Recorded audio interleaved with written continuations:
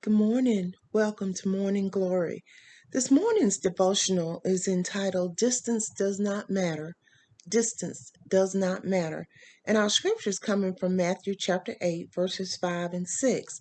In those two scriptures, we see that the centurion comes to Christ and he says, Lord, my servant is home ill.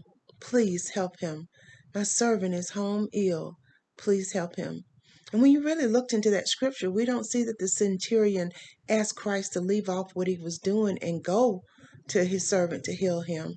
He said that if he would only speak the word, he knew that it would happen. Now, this is the kind of faith that we need to develop. We need to learn to walk by faith and not by sight. Just by Christ speaking the word, things can take place. A lot of times we think if we're not hands-on, nothing will go on the way we want it to go on. But that's not true. Christ is in all places at all times, so that when we look to him to make things happen, they'll happen because he can speak it into being. And he's already told us he's omnipresent, he's omniscient, he can be all places at the same time, and he know all things.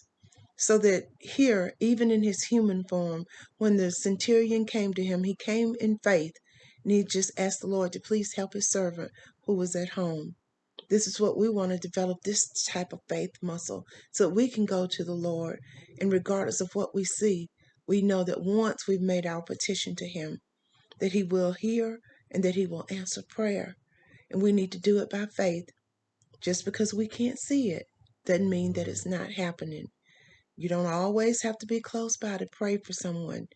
You can pray for them from a distance because God hears and he answers prayer. Just like with the centurion, he said, Lord, please heal him.